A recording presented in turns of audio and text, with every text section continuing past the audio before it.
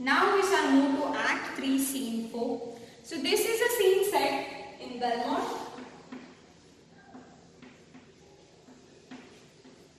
This is an important scene which paves the way to the most important trial scene.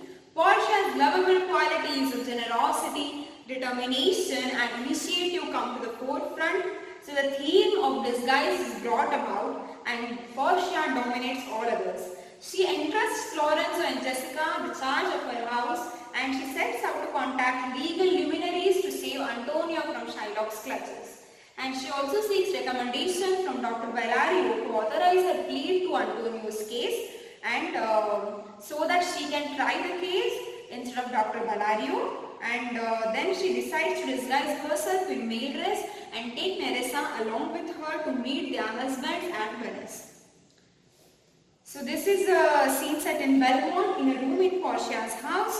So there are 5 people here, that is Portia, Nerissa, Lorenzo, Jessica and Balthazar. Balthazar is none other than Portia's servant. So first Lorenzo tells to Portia, "Madam, although I say it openly before you, you have a noble and true idea of God-like friendship.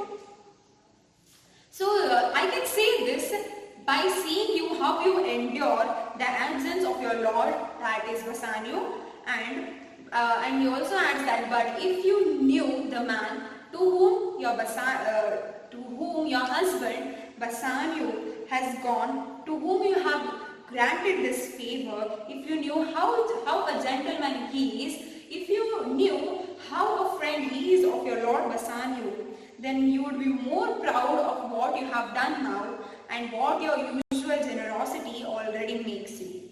And Portia tells that she has never been sorry for doing good and shall not even be any time. So at any rate, when two friends have spent their time together bearing equal love for each other, and she thinks that they might be same in character and also in appearance, manners and in their disposition and in qualities. So this makes her think that Antonio, being her husband's closest friend, therefore must be like her husband. So if such is the case, then how very little is her help in front of Antonio's love for Bassanio. So then by saying this, she's feeling it like she's praising herself. So therefore, she drops this topic and she tells Lorenzo that I entrust you the responsibility and management of my household until my husband returns. So till they return, I and Nerissa have vowed to stay in prayers, and we are going to a monastery which is 2 miles away from here, and we shall stay there meditating till our husband's return. And Lorenzo tells that Lorenzo takes up this responsibility and agrees to the commands of Portia. Then Portia tells that my servants will treat you as I and Bassanio should be treated. So as you are the responsibility of this huge mansion. Then Lorenzo tells, may your thoughts be pleasant, and also Jessica wishes them fulfillment of their desire.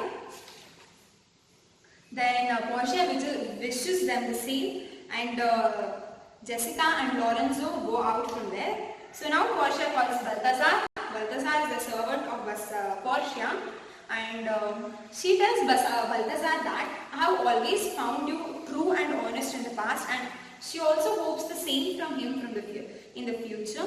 And she gives Balthazar a letter and tells, do your best in reaching Padua at once and give this letter into the very hands of my cousin, that is Dr. Bellario, into the very hands, means you have to give it directly in the hands of Dr. Bellario, who is Portia's cousin, and whatever paper and garments he give you, bring it at once and get it to the Tranett, as the public ferry is called.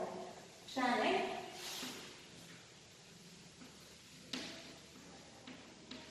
Where the passengers are carried to Venice.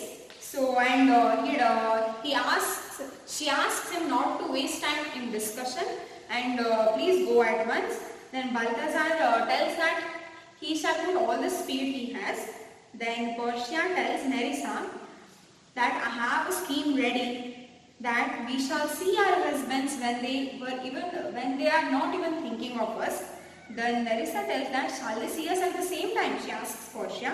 Portia tells yes, but in such a dress, they shall see us in such a dress that we will have possessed the qualities of men. Then she tells Nerissa that both of us are going to be dressed like men, and she shall carry a dagger by her side, that is, she shall carry a short knife, and she would show a great air of bravery and speak with such a shrill voice as when a boy's voice is just going to attain a man's voice, and she shall take such a wrongly step for the step of two girls, and then she shall behave like a boastful young man, and she shall tell such strange lies that the people, and how honorable lady sought her love, means she is going to be in a maid dress, how other ladies, honorable ladies sought her love, and they fell sick and died when Portia in a maid dress did not grant their love. So, and then she shall say such strange lies that the people will think that he has left a school no more than a year. So then Nerissa asks, why shall we disguise as men? So Portia tells, shame on you, what a foolish question it is. If this question would be interpreted by some vulgar person, then it would have left meanings. So she tells Nerissa to come with her, and so that carriage is waiting for them at the park gate. So, and therefore she tells Nerissa to make hurry because they have to travel a distance of 20 miles. So here, why are they disguising as men? Why are Portia and Nerissa are disguising as men? Because at that time, the women were not given importance. So if they go in their original form, that is as Nerissa and Portia, for sure they will not be allowed. For sure, Portia will not be allowed to try the case, and hence she will be unable to save Antonio from Shylock's clutches. Though she is intelligent, but a woman are not given importance and such a higher position in the society. So therefore, Portia and Nerissa are disguising as maids. So this is the end of Act 3, Scene 4.